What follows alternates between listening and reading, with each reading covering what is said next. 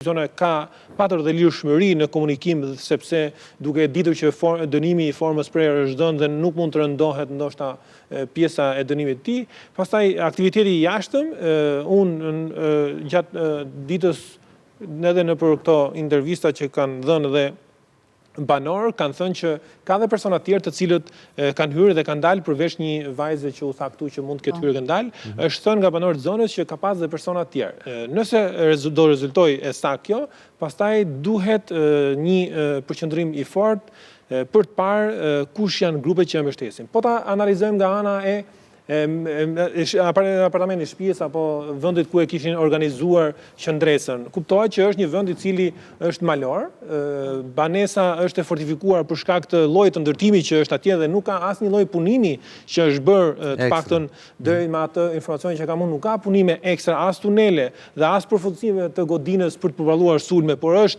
thjesht godinë ndërtuar për shkaqe natyrore që zona e thellë malore dhe çështjet e erozionit dhe për mbrojtjen dhe jetesës të atyre familjarëve të cilët e kanë patur më parë në dispozicion të apartament. Pra nuk është modifikuar më pas. Nuk është punuar, se do ishte problem më vete pastaj nëse kanë arritur dhe të punojnë të havin tunele dhe të krijojnë fortifikime. Jo, i ka pas, kanë qenë ekzistuese. Po pra, janë ekzistuese, thjesht ta kanë përdorur dhe ja kanë marrë familjarë. Armatimi i cili është në përdorim, sepse këtu fillon analiza, duhet fillojmë analizojmë, kemi të bëjmë me një rast izoluar apo kemi të bëjmë me një shfaqje të rrezikshme e cila do të ngritë alarmin se terrorizmi dhe krimi organizuar janë lufta me të cilën përballet globi sot. Nuk janë këto luftrat tradicionale. Këto janë dy luftrat më të rrezikshme. Luftë konvencionale, luftat rrezikshme. Jo, lufta më rrezikshme që përballet globi sot është krimi organizuar i cili është fuqizuar në ekstremin e tij, domethënë ka pajisje dhe teknologji të barabarta me strukturat e fuqishme globale dhe ekstremizmi i dhunshëm dhe grupet terroriste. Lidhja ne dim që dhe temit paktën shërbimet e huaja kryesisht ata partnerë amerikanë britanike i ndruan faktit që krimi organizuar mund të shërbejë si lubrifikant për... Prandaj duhet them që këto nuk janë të lidhur sepse komunikimi, vendodhja dhe armatimi është armatimi 97-ës, pra duket është 100% armatimi i cili ka ndalë nga depet e 97-ës. Edhe bombat vjetra. Pra nuk bombat janë të vjetra, të ndryshkura. Edhe pistoleta dukte pak më e re. Edhe pistoleta nuk është e re, jo, nuk është e re, është e prodhime të prandaj ka bërë edhe qytet pavullnetshme. Po pra, pastaj plagosja mund të ketë ardhur edhe si pasojë e rrekishetit që ka bërë se ato janë përgjigjur ose kanë sulmuar forcat e policisë, por duke qenë që ambienti i banesës është i fortifikuar dhe është me materiale të forta, mund të ketë rrekishet dhe mund të jetë vetë plagosur në këtë mënyrë dhe nuk ka, edhe prandaj dhe policia ka komunikuar, ka thënë që ne nuk kemi bërë qitje të drejta atyre. A është e vështirë tani për t'i ndjekur këtë? Kjo është pyetja $1 milion. Jo, për shembull, se unë kam bërë disa emisione për ta të kthyerit nga Siria. Me sa di unë ngritë një institucion ku të paktën për civilët do merreshin, kaloshin një periudhë përshtatje që quhet apo purifikimi, ripastrimi etj nga brainwashing që është bërë atje pra fëmijëve dhe grave, po besoj dhe këtyre meshkujve që kanë shkuar. I ka Shqipëria kapacitetet. Ta them me siguri. I ka kapacitetet. Unë që në 2019-ën, do ta mbyll, që në 2019-ën në komunikimin që kam patur edhe me partnerët, është thënë që Shqipëria ka bërë një luftë të fortë, të qëndrueshme dhe tepër serioze në identifikimin dhe në parandalimin e zgjerimit të këtij fenomeni i cili në 2019, që në 2013, 14, 15 ka qenë një fenomen tepër i rrezikshëm për gjithë Ballkanin, jo vetëm Shqipërinë. Shqipëria e ka tejkaluar këtë rrezik dhe absolutisht që mbetjet mund të kenë ngelur, personat të cilët nuk janë rehabilituar plotësisht mund të kenë ngelur dhe kur kemi kaluar atë krizë të fortë globale që ka qenë rrezik global, unë nuk e quaj fare të vështirë që institucionet tona me një ndihmë të jashtëzakonshme, po ta them që ka pas një ndihmë të jashtëzakonshme nga partnerët sepse e kanë parësore, madje unë që kur kam qenë student ushtarak, e gjithë filozofia e luftës kaloi nga lufta konvencionale në luftën kundër terrorizmit. sepse ishte rreziku më i madh që paraqiten atë kohë. Dhe për këtë arsye ka qenë mbështetje, ka patur asistencë, bashkëpunim dhe është luftuar në gjitha elementet dhe gjitha piket e rrezikshme që mund të çonte në një ripërtëritje. Jo, unë duhet të shtoja këtë fakt sepse këta lloj personazh, këta kryesisht të kthyer nga Syria, jo të gjithë janë rehabilituar apo janë kthyer jetës normale. Ky problem të gjitha vendet perëndimore, për gjithë këta persona të cilët kanë qenë në luftë në Siri, i kanë problemin numër 1. Po të shikosh madje në terminologjinë quhen dhe uqërit e vetmuar, të cilët siç edhe u dukshin në këta të dy, të cilët ndërmarrin veprime edhe në shumë vende europiane, ti shikosh në akte terroriste, jo duke shtypur turmat me makina, pra shumë elemente të tillë kanë rezultuar persona të cilët kanë qenë më parë në Siri. Pra nuk janë deradikalizuar, po vazhdojnë me të njëjtën filozofi aty ku besojnë në ideologjinë e tyre. Dhe në këtë rast mund të jemi para këtij rasti se dhe Drazhimi tha shumë mirë që dhe gjykata dhe burgjet në raportin e tyre përfundim për Erzeni tha dënimi i këtij person nuk ja ka arrit qëllimin, pse në fund të fundit dënimi është që personi të rehabilitohet. Po ajo që më bëri mua përshtypje është fakti që këta persona që janë, le të themi, kaq të radikalizuar, siç edhe këta u shfaqën, mua më bëri përshtypje si ka mundësi që u dorëzuan. Pra zakonisht personazhe të tilla, mua pastaj kur më erdhi lajmi që ata u dorëzuan, ngrita çik supe, se zakonisht këta persona që e nisa te plagosja dhe e nxorë shumë mirë. Ai është plagosur pa dashje. Imagjino të kishte marrë një akt të fortë ai ndaj vetes apo sepse personat që janë super të radikalizuar dhe janë të vendosur, ata nuk dorëzohen. Është edhe gjithmonë kur janë kapur në befasi dhe nga operacione sekrete. Jo ti mbash të rrethuar 12 orë dhe për 12 orë ato u dorëzuan se u mbaroi buka. Se kishin urise, për ndryshe ndoshta do kishin rezistuar dhe atë natë dhe pastaj nuk e dim se do përfundonin. Po jo se do kishin në rrezik. Sepse unë thash kur ran nata, kur ran mbrëmja, thash, "Ok, tani ndoshta do ketë një lëvizje për shkak të temi forcat operacionale ndërhyjnë atë mreku sepse kanë mjetet me infra të kuqe etj. Janë përdorur gjitha mjetet edhe për të parë se çfarë lloj armatime kanë edhe për të parë se po edhe në koment do ngritur lart dorëzohen dhe kjo duket pastaj kjo tregon që ata nuk ishin kaq të rrezikshëm. Edhe diçka duhet ta dim. ISIS dhe të gjitha organizatat terroriste edhe në linjën e mesme kanë rënë fuqia e tyre. Ka rënë fuqia ekonomike, ka rënë fuqia e burimeve njerëzore, ka rënë fuqia e indoktrinimit të përgjithshëm të shoqërisë. Pra nuk është më ai ISIS dhe ato Al-Qaeda apo grupe të tjera terroriste, ato që kanë. Kemi dhe zhvillime edhe në vetë në linjën e mesme, Siria tashmë është një proces deradikalizimi, kështu që terrorizmi tani zhvendosur në Afrikë. Këto janë mbetje, të cilat nuk kanë arritur gjejnë linjën. Janë mbetje, vetëm ka një problem. Okej, ky rasti konkret sigurisht ta u dorëzuan, por këta lone wolves janë, pra ujqet e vetmuar, janë më të rrezikshme, se janë të paparashikueshëm. Janë nuk dhe të pakontrollueshëm sepse nuk bashkëpunojnë dhe nuk ndërveprojnë me të tjerë. Veprojnë vetëm. Dhe shumë e vështirë dhe për shërbimet dhe për policinë për t'i ndjekur sepse këta kanë qenë rrjete sociale, këta siç kanë qenë të ekspozuar. Kanë qenë të vetë ekspozuar. Më shumë rrjetet sociale kanë përbërë për propagandë fetare dhe ka një element interesant pikërisht te kjo, se unë prerëm ta shikoj ndryshe. Mua më krijon përshtypjen edhe akti që bën, edhe vetë dorëzimi që bën, është një përjashtim nga rregulli. Pra ne prisnim që këta bën një përkasje. Dhe pse e them këtë? E them këtë sepse po ta vendosim ngjarje në kontekstin e operacioneve që ka bërë Enea vazhdimisht dhe të një lloj prestigji, le të themi, që ka Enea në Shqipëri, fati është i qartë. Pra nëse ata do të vendosin që një konfrontim, ne madje diskutuam edhe dje në redaksi që gjatë orëve të natës do kishim zhvillime dhe është e pritshme, sepse çfarë bën Enea? Enea është një repartelit i cili fillimisht negocion. Pra të ofron mundësi negocion. Madje ka negociator, ka një skuadër negociatorësh, janë 4 persona, oficer të lartë me eksperiencë, të cilët bëjnë edhe pjesën psikologjike, se nuk është mirë tani që ti... Luftë psikologjike.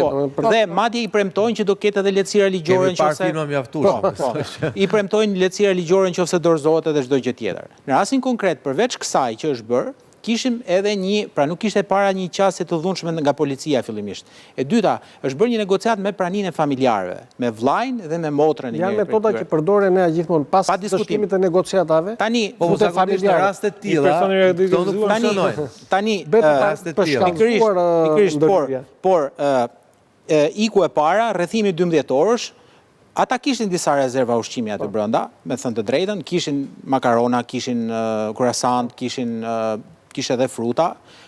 Ishte një ambient ku duke që nuk ishte banuar vetëm nga 2 persona. Kjo është më së e qartë, besoj ekspertiza. Dhe kjo është më shqetësuese. Ekspertiza do ta tregojnë. Qofse pa u identifikuar. Bie që ka qenë çerte. Por momenti i dorëzimit unë nuk e shikoj kaq thjesht. Unë e shikoj që është një diçka që duhet të verifikohet. Dhe trajtoni ka diçka pas operacionit. Jo, është le të themi një zgjuarsi e tyre, sepse ne nuk kemi parë sot në polici në përballjen me oficerët gjyqësorë. Në polici nuk kemi parë le të themi një vetdorëzim të tyre. Pra ata sot kanë ngritur kokën prap, ju jeni djaj, nuk e pranojmë edhe këtë histori. Ata thjesht kanë shpëtuar jetën e tyre dje, sepse po të vazhdonte gjatë natës, policia do të bënte atë lodhjen mendore, lodhjen nervore, do luante me nerva, do të shfrytëzonte një moment për gjumje, lodhje apo shpërqendrimi. Këtu atëherë më lind mua një pyetje tjetër. Me sa këta kanë bërë, me ato që kanë ndodhur dje, nëse ata nuk kanë shtonë ndaj policisë, nuk e di tani nëse kanë shtonë. Nëse kanë shtonë, sigurisht pozita e tyre penale rëndohet. Por nëse ata, me kaq sa ata ne dim që ata kanë bërë, çfarë rrezikojnë ata? Se këtu është pastaj dalit dhe pjesa që fakti që ata e ndorzuar, tregon që mund të jetë edhe një lëvizje dinake e tyre, dhe zgjuar të qoke, çka kemi bërë ne, na ka rrethuar para mbartja pa leje, okay. Erdhe te ideja ime, sepse kjo mund të jetë një tregje strategjike e tyre, nuk kanë, duke qenë që nuk kanë mbush misionin apo qëllimin për cilin ata kanë vajtë atje. Edhe penalisht nuk dënohen. Dhe penalisht maksimumi deri në 7 vjet, sepse mbajtja e armëve në sasira të mëdha e ka 57 kodi penal.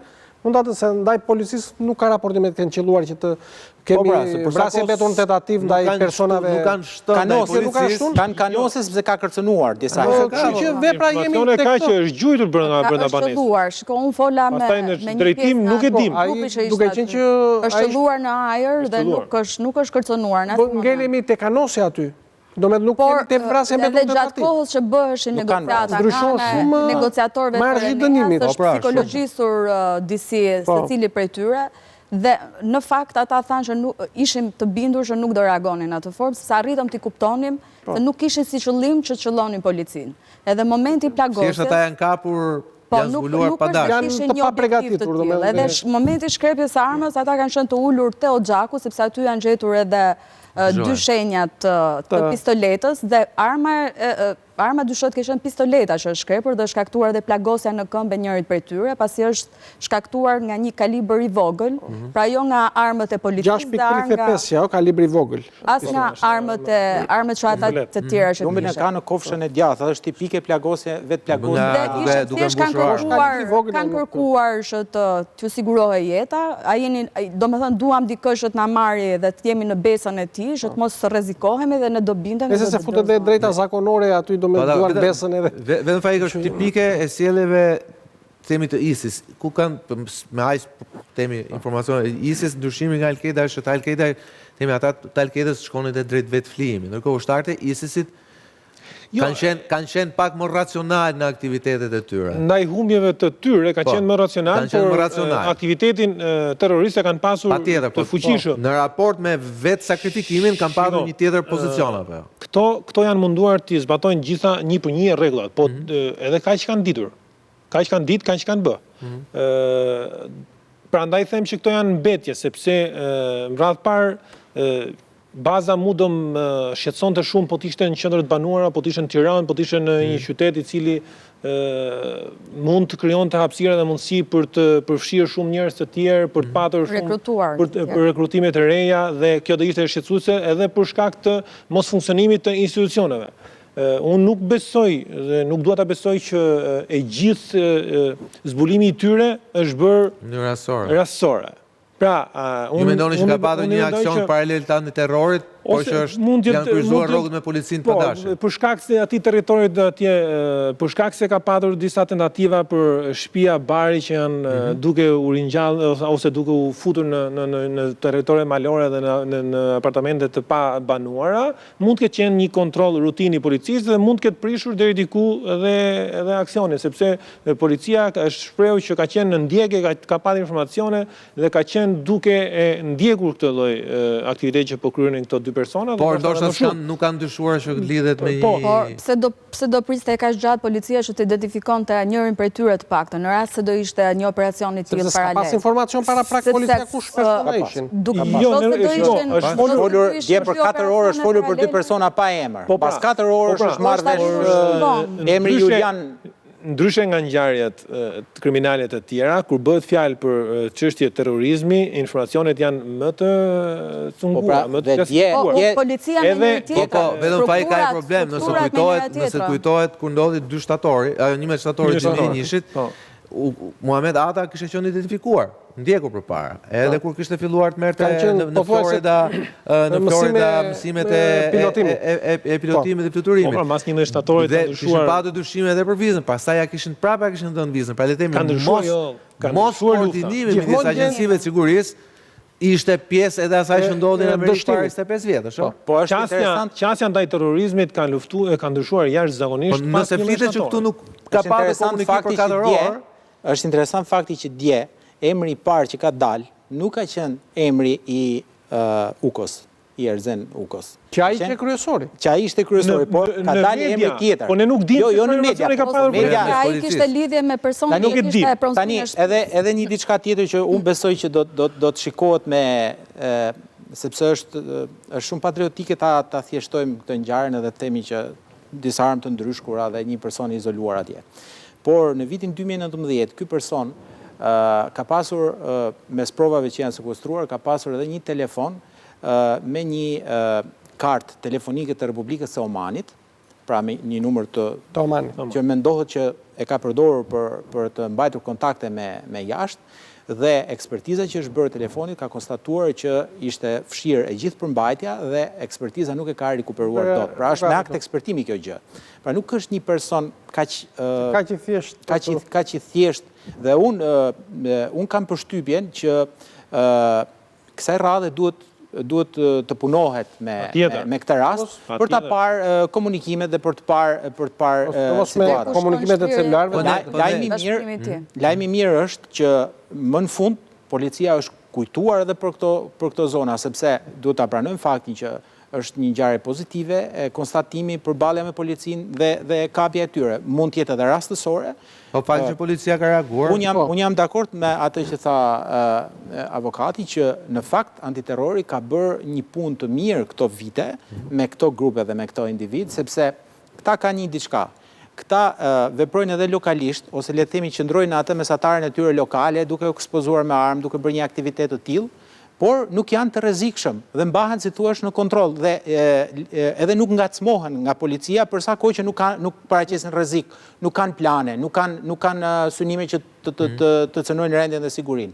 Në rastin konkret ne nuk e dim dhe nuk kemi si ta dim sepse nëse antiterrori ka pasur një informacion për ta, me siguri është sekret. Edhe që apo jo edhe që pas ka dhe njerëz tjerë që janë futur në. Po ka pasur dhe persona të tjerë. Paktën kështu kanë dëshmuar dhe kanë parë persona të hyrë dhe të dalë. Por kjo si zonë, duhet ta them, kjo si zonë është në informacionet e antiterrorit si një nga zonat që mendohet se shfrytëzohet për këto lloj veprime, sepse po çuditë se si zonë është katolike, është dhe pikërisht për një bërje të tillë me besim katolik, po. Për praninë e mangët ose praninë e vogël të strukturave të policisë aty, për mos vëmendjen që ka në zonë, është maskimi më i mirë. Në rastin e ish komandos që është bashkë me personin tjetër aty, besoj se është shumë e nevojshme që të shikohen kontaktet e tij dhe të shikohet le të themi aktiviteti që ka pasur, sepse e thash, është një person që ka pasur probleme me policinë dhe me ligjin në vazhdimsi. Okej, duhet të shkojmë publicitet, deri kthehemi pak, besoj që e konsumuam këto, por të flasim pak në përgjithësi në minutat që na mbeten, në momentin kur Shqipëria është një moment themi historik saj, ndoshta në në 2 shekujt e fundit, kur jemi në prag një integrimit europian, një vend aktiv në aleancën e NATO, sa jemi ne të rrezikuar që akte tilla të cënojnë imazhin e Shqipërisë dhe potencialisht të dëmtojnë rrugën e saj. Dhe për këto ju kujtoj, jo rastisht, ato që ndodhi në Gërdec në mars të vitit 2008, vetëm 3 javë para se të merrsim ftesën për të futur në NATO. Rikthehemi pas pak.